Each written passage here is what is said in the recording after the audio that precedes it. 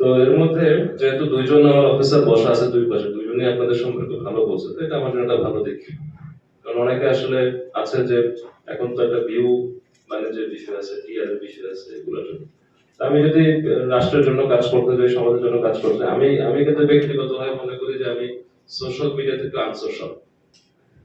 মানে আমি প্রচার প্রচারণা খুব একটা আমি পছন্দ করি না ব্যক্তিগতভাবে। যে আমার সরকার একটা কাজ দিচ্ছে, ধরেন একটা বিতরণের কাজ যদি ধরি, এই বিষয়টা বিতরণ করা, সরকার একটা কাজ দিচ্ছেন, আমার দায়িত্বটা হচ্ছে যে যে প্রাপ্য, এই ডিল হোক বা যে কোনো অপরাধ হোক, এইটা প্রপার লোকটা পাচ্ছে কিনা সেটা আমি এনশিওর করা। সেটা এনশিওর করার জন্য আমার কিছু হয়তো ডকুমেন্টেশন রাখা প্রয়োজন। সেটা আমি কখনোই এই প্রচার প্রচারণায় আমার ব্যক্তিগত, সেটা জার্নালাইজ করার কোনো দরকার নেই, এটা আমার ব্যক্তিগত বিষয়। আর এর মধ্যে যে এসব যেটা বলেন যে আইন কানুন জানে না, আসলে আমরা আইন কানুন অনেকেই কম চাই। মানে আমরা আসলে জানি না বলতে গেলে, এত যার যে কর্মক্ষেত্রের আইনগুলো আমার মনে হয় জানা উচিত। আমরা বিদেশে যখন যাচ্ছে, বিদেশে কিছু আইন কানুন তো নিশ্চয়ই জেনে যাওয়া লাগছে। আমি কিন্তু আপনাদের ম্যাক্সিমাম লোকজন আত্মীয় স্বজন যেখানে থাকে, ইউকেতে, আমি ইউকেতে 1 বছর ছিলাম, ওইখানে যে পরিমাণ আইন কানুন ফলো করা লাগে, মানে প্রথম 1 মাস আসলে দম বন্ধ করে লাগে যে এত কিছু কেন। রাস্তা পার হইতে গেল ওই জিগজ্যাগ রাস্তার উপর জায়গার উপর পার হওয়া লাগে, যে কোনো জায়গাতে পার হওয়া সম্ভব না। তারপরে হচ্ছে যে যেই ব্রিজের উপরে যে ইয়ার কথাটা বলতেন, কি বলে, ব্যবসার কথাটা বললেন, এগুলা কিন্তু আছে, কিছু কিছু জায়গায় আছে, বিদেশেও আছে। তো তারা দেখা যায় সবসময় হচ্ছে গিয়ে ভয়ের মধ্যে থাকে, দৌড়ে পালায় যায়।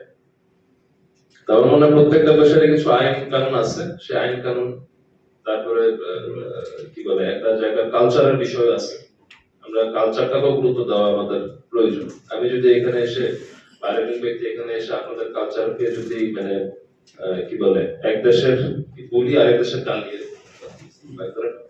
যে এক দেশের বলি আরেক দেশের গালি, আমরা যেহেতু কাজ করতে আসি ভিন্ন ইয়ে থেকে, আরেকটা জেলা থেকে বা আরেকটা অঞ্চলের মানুষ হিসাবে, দেখা যায় অনেক সময় মিসআন্ডারস্ট্যান্ডিং হয়ে যেতে পারে।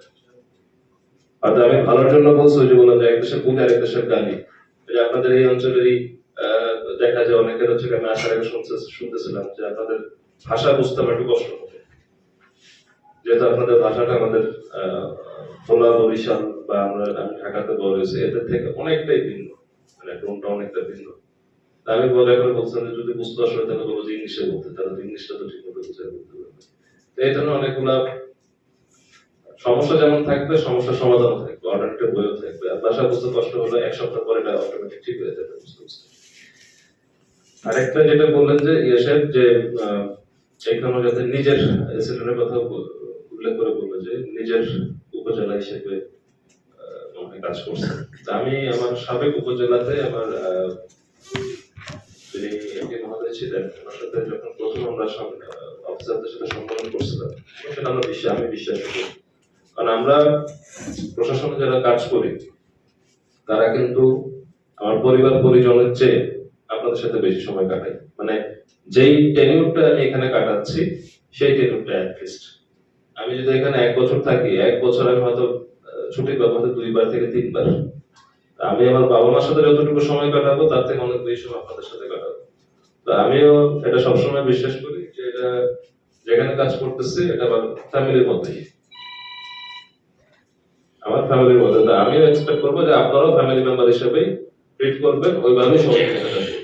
প্রশাসনের কাজের ক্ষেত্রে একটা কথা বলা হয় অনেক আগে থেকেই, এটা হয়ে আসছে, সেই যখন থেকে প্রাগৈতিক শিক্ষা থেকে যখন প্রশাসন হচ্ছে, নেভার ডিস্টার্ব অ্যাডমিনিস্ট্রেশন।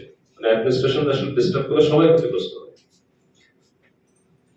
একটা পরিবারের যেরকম, আমি ধরে নিলাম যে একটা পরিবার, একটা সন্তান হয়তো একটু দুষ্ট, তার জন্য কিন্তু পুরো পরিবারটা কিন্তু সাফার করে, সবাই কিন্তু তার জন্য দুশ্চিন্তা করে। একটা পরিবার যদি একজন মাদকাসক্ত হয়, সবাই কিন্তু তার জন্য দুশ্চিন্তাগ্রস্ত হয় না?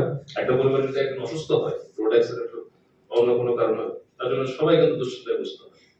আশেপাশে সবাই অন্যান্যরা তার ব্যাপারে খোঁজ খবর নেয়। তো অ্যাডমিনিস্ট্রেশনের বিষয়টা হচ্ছে এরকম যে ভালো কাজগুলোতে কখনো ডিস্টার্ব না করে, যে কোথায় কোথায় সমস্যাগুলো আছে, সেই সমস্যাটা গুলো যদি ফাইন্ড আউট করে দেওয়া হচ্ছে, তাহলে পরে আসলে কিন্তু দেখা যায় সবার জন্য উপকার হয়। বিশেষ করে ওই স্পেসিফিক উপজেলা বা জেলার যদি হয় জেলার ক্ষেত্রে সেই জেলার প্রতি উপকার হয়।